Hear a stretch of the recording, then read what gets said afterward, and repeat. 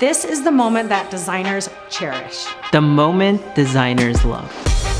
It's the moment we bring our clients into the finished product for the very first time. The moment we show them how all of the elements have come together to create the home of their dreams.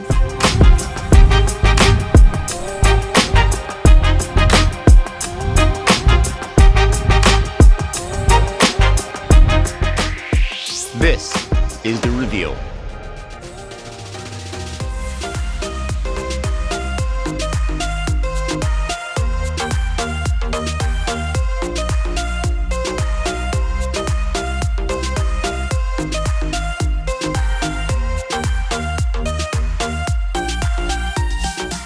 Hi, I'm Andrea Schumacher, and I'm here in Denver, Colorado. I'm actually in a neighborhood called Beaumar, Colorado. It's a small little community of 200 homes where we found that you can let your kids ride their bikes. There's a lake, beach, and swimming in the summer, swim team. It's all kinds of things for kids really to be here. When I found this home, it reminded me of the Hollywood Hills. I went to LA when I was 19 and lived in Los Angeles for years and kind of loved the Hollywood Hills vibe, and this is sort of a unique house for Colorado. It's got just a sprawling ranch, and you walk in and the first thing you see is a swimming pool, which is sort of unique to Colorado also and not something you typically find. So when I got this house, it was all white walls and white carpet everywhere. White carpet in every single room, around the kitchen, in the bathrooms, everywhere. And within, I don't know, 3 days, my kids were making a blueberry smoothie and they spilt it in the kitchen. And I was like, okay, well, I guess we're gonna do the floors first. And then slowly over time, I grass clothed every wall and have taken my time in doing, what I do best is just kind of making it my own. So you just walked in my front door and this is my entry. I love a chinoiserie moment. Anywhere I get a chance to add wallpaper with a little chinoiserie, I do. So I just did a little moment here where I kind of framed it with actually chair rail and created art out of it. So the apple doesn't fall far from the tree with art, and this is a piece of my son's. He signed it here, Calvin, 2016, so he was 12 years old when he did this piece. But come on in and let me show you the rest of the house. I've got an entertainment room in here to show you.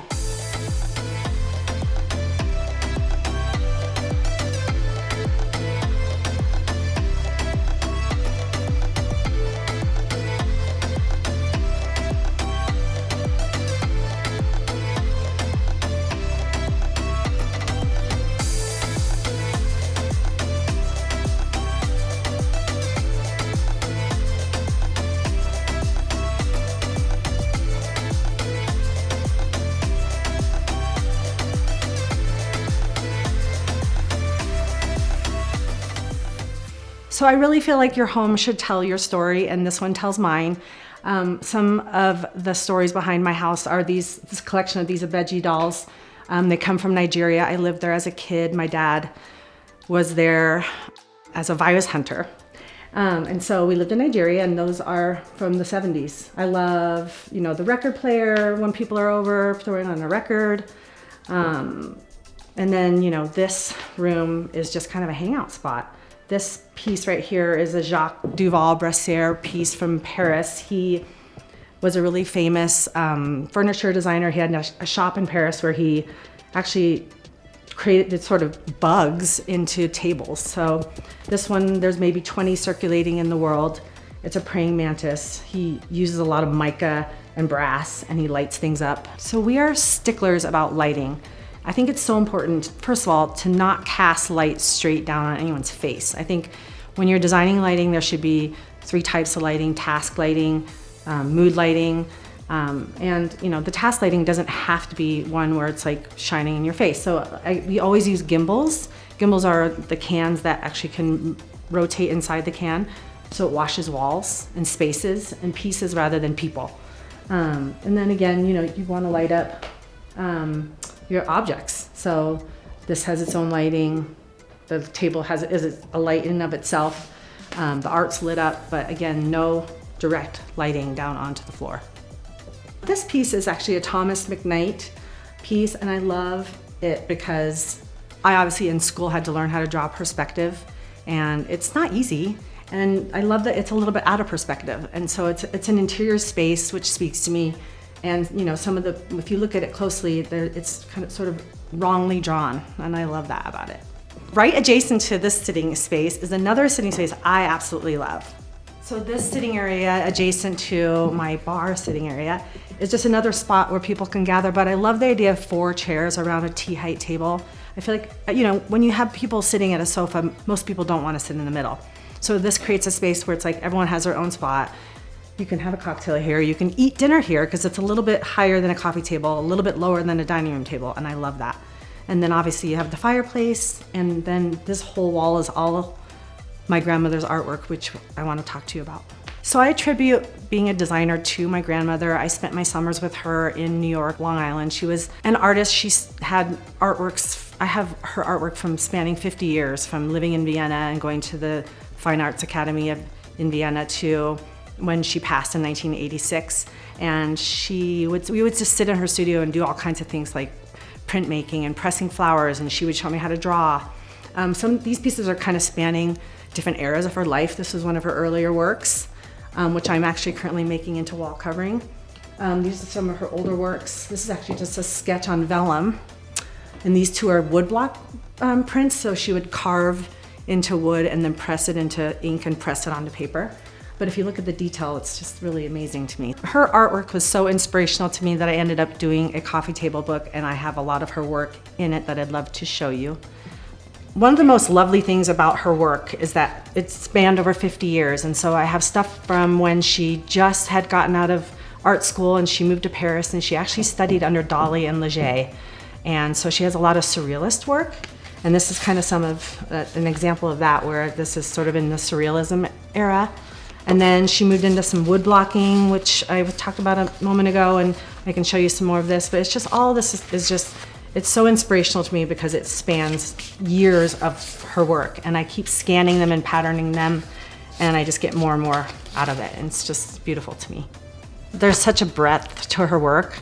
Different pieces work in different spaces. Some of them have sort of an Asian inspiration. It was based on her travels. Some of them are like moody and dark wood blocks. Some of them are bright and airy and fun. This is her work over 50 years. Something I love to do is put wallpaper in kitchens, and a lot of people think that's not possible, but there's a company that will coat your wallpaper and you can splatter spaghetti on it, and you can use wallpaper in your kitchen, so let me show you that.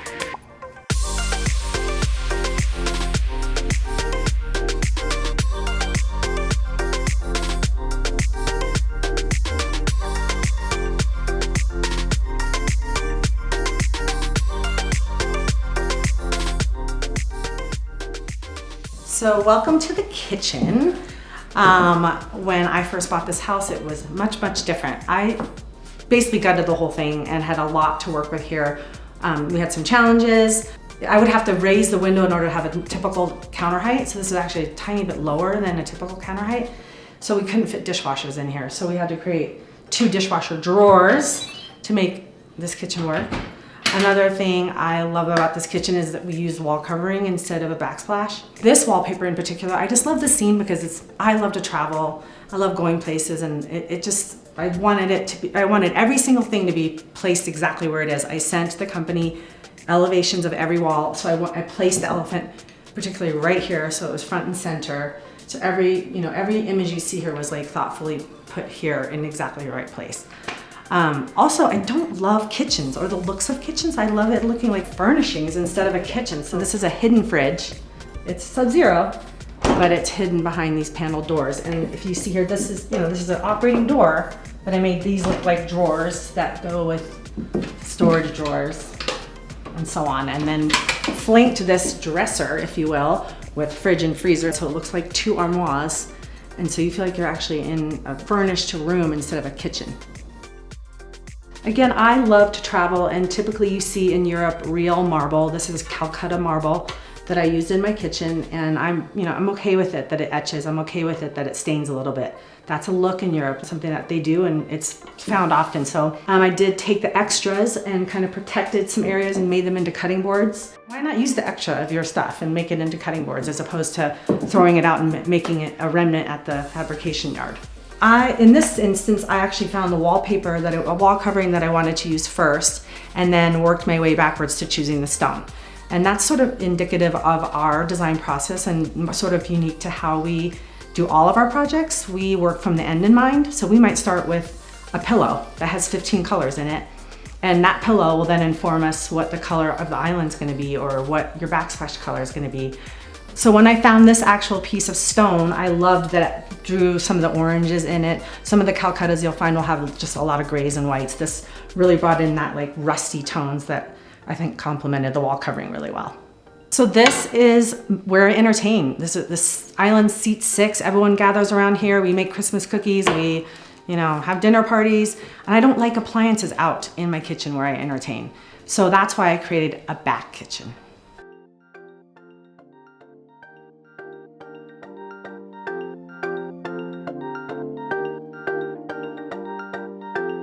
So this space is separate from the kitchen because I wanted a working kitchen where you can have your appliances out, where you make your coffee. I have my broom closet in here hidden, what looks like an armoire. I have my food pantry in here. I don't have any uppers in the other kitchen. I have wallpaper. So all my uppers are in this room. I mean, it just has everything that you don't want to see in a kitchen when you're entertaining. And if you took the hardware out of this room, you would have blue flat panels.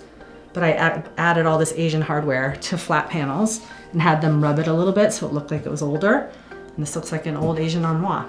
It makes it look like it's a more expensive kitchen because of the way that it's designed with the hardware, but truly it wasn't that expensive to make. This tile is from Fire Clay Tile, and I love their work. It's all handmade and it's crackled. And the pattern has that, again, that sort of chinoiserie Chinese lattice look, which is sort of a theme throughout. Another Kurdish rug. I love the bright colors of the rugs that I've collected from all over the world. And again, just this kitchen is sort of like where everything happens. Unless I'm entertaining, I'm in here. This is again one of those things where I kind of worked from the end in mind. I found the tile first, I loved that, and then I chose the paint color. First you find something that's hard to find and you pick that color, and then you match the paint color to it, because you can match any color to anything, right? So it's easier to take paint and match it to something that you love rather than find the paint and then try to figure out what your tile is. So if you're wanting a place where you can hide all your appliances and not have them be the center of attention in your kitchen, this is a great way to do it, is to have a back working kitchen hidden from your entertaining kitchen.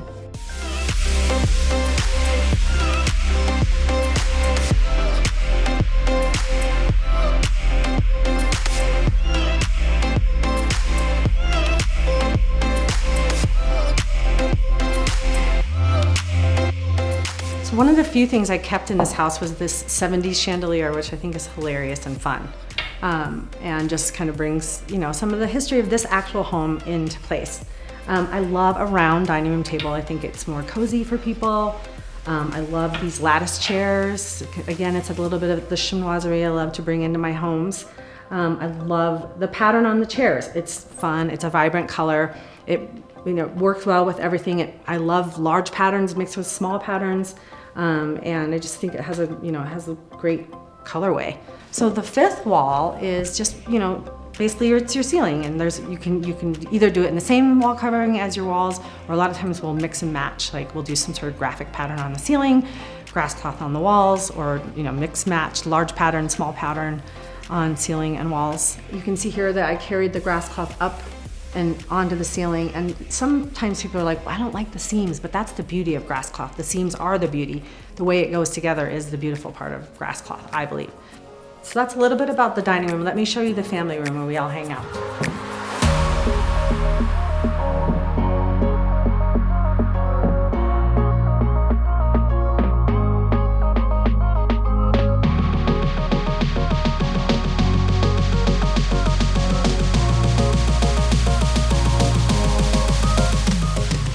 So this sunken family room is sort of the perfect place for a snuggle room. We have a big section on here where everyone can cuddle and watch TV, but the bigger moment is this piece of art is so oversized and such a great transition between the dining and this family room. I found this piece and I just loved how oversized it was. I thought it was perfect, but when it came from Belgium and it was rolled up in a tube. And so to make a statement out of it, I had it double framed. So you can see it's framed, and then it has a linen insert here, and then it's double framed and thickened just so that it gave its real pop and presence here. So this room is the family room, and it's extra special because in the winter when the trees are, when there's no leaves on the trees, you actually get views of the mountains from here. in this special corner. And it's just a snuggle space. It's where we watch TV and we turn the fireplace on and hang out. It's a hangout space. I love this big catch-all table. It's actually was an old Chinese bed, and I had it lowered to be a coffee table. These are just collections of things I love. Like this book is a book on Leger, which we, again, I keep referencing that my grandmother studied with him, but he's obviously very famous. These are knives from Nigeria that were, part of the stuff we brought back from Nigeria when we lived there. If I had to take something from this house besides my kids' art, I would run over here and grab this piece of art. This is a piece that was at my grandparents' house when my grandmother and grandfather passed. I was like, 16, and I'm like, I have to have this piece. And this was a piece of my grandmother's when she was with Dali and Leger in Paris. And if you look closely at it, you can see there's all kinds of surrealism in there. One thing I actually just recently noticed, well, there's so much going on, but is that there's a man and a woman in the lake, and if you look closely, there's a little baby in her stomach too. And also there's a lot of feminism things going on. This was done in 1938. So this is my absolutely favorite piece of hers, but it's almost impossible to create a wall covering out of it. So it's just going to always be a standalone piece that I love. This is sort of a catch-all table of a collection of items, again, like knives from Nigeria. This is a piece I found in Guatemala. It's where you would come up and make a prayer. You put money in and make a prayer. This is a woodblock piece of my grandmother's of two men playing chess, which if you look closely, it's interesting that she thought about the moves even. And you can just see the water reflection, and she carved that out of wood, pressed it into ink and pressed it on paper. This chair is one of my favorite things too. It's snake legs. I love how the back curves and catches the light. When I'm not traveling and I'm looking for antiques, I'll get onto First Dibs and look at, it's basically galleries from all over the world you can shop from. And I found this piece. It was made in the 70s again, and it didn't have a cushion on it. It came just with the weaving, so I didn't have anything. So I found this. This is actually what you put on a camel. This is what goes on a camel's back, and then you can put things in it, and I basically just created a pillow out of it, so that it feels like it's sittable, but it's kind of more of like a art piece to me and not really something that you use. It's more eye candy, if you will.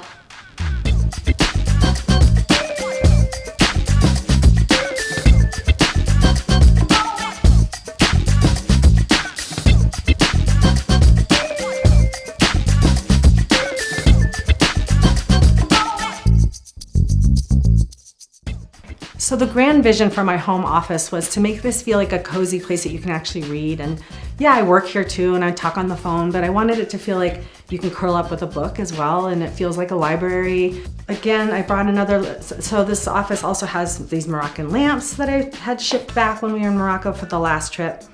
And at night it casts a glow almost like wall covering itself. So the ceiling turns into a wall covering because of the way they poke at the metal and create this vibrant patterns out of it. So at night this really shines. It's pretty amazing.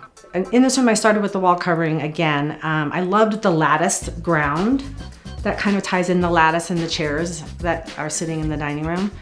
So there's some themes that tie through, but nothing is matchy-matchy. I don't like to match. So the rug is Kurdish, and I love the large pattern and the colors in it. And then I love this piece. I think you would never think to put this here, but I feel like it goes well. It's not a perfectly matched orange to this coral color, but it works really well. So adjacent to this room is my little secret private space, the primary bedroom, where I spend 8 hours a day, hopefully, if I'm sleeping well. So come with me.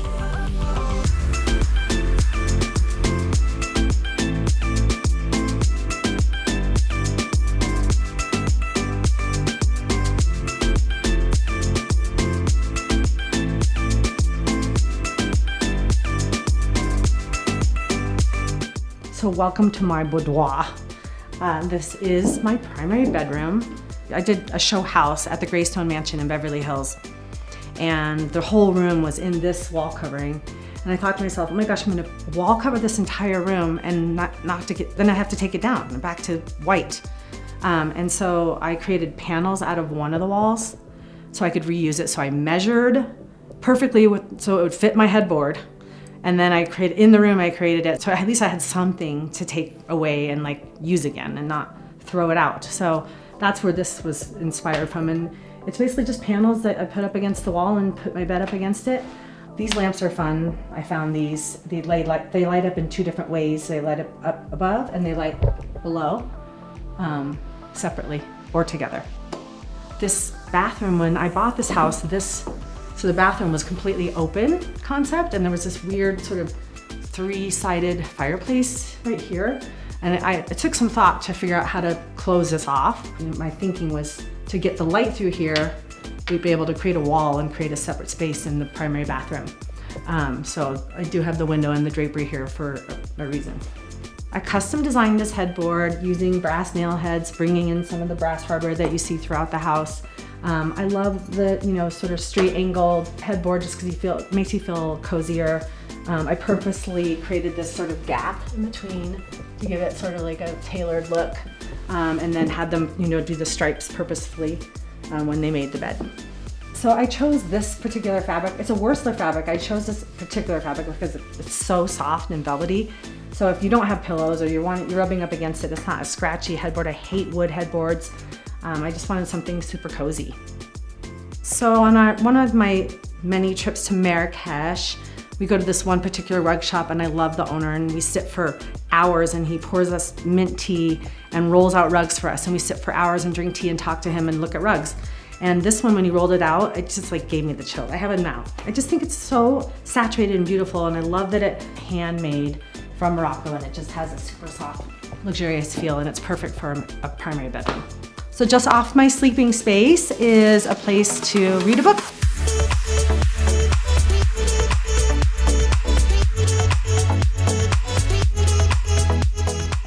And it also has access to the outside, so you can take a jump in the pool or the hot tub. But something super special about this space in particular is, again, my grandmother's piece of art, which I then turned into wall covering and just patterned. This one patterned super well because it's just easy to do, but some of them were much more difficult to pattern. But this again is her kind of later or earlier works when she was studying under Leger in Paris. So remember how I was saying I like to steal things from my parents? They have great taste. This poster and this saddle bench was theirs. I pillaged from their house. This is a French old poster, and basically it's about World War I, where they had to trade in their gold jewelry for tin. And it basically talks about the war, and they're trading in their jewelry for their tin. And then this comes from Nigeria. And again, it tells my story. It tells where I grew up, and it tells, a story about me. So directly adjacent to the sitting area is the primary bath.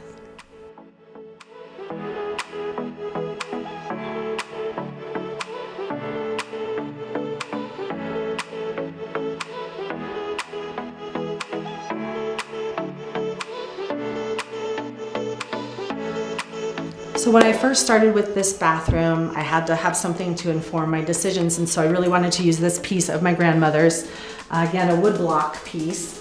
The coloring in this is what informed my choices in this room. And again, you can see how the wall covering, or her art, is the reason why I chose the color green. And then I added blacks, the cabinet hardware. I found these pieces in a little tiny cabinet hardware shop in the Paris flea market. I also brought those back, and you just basically can place them on anything and put your hardware over it to kind of give it a little, sort of texture. So again, just using this as my impetus for the whole design.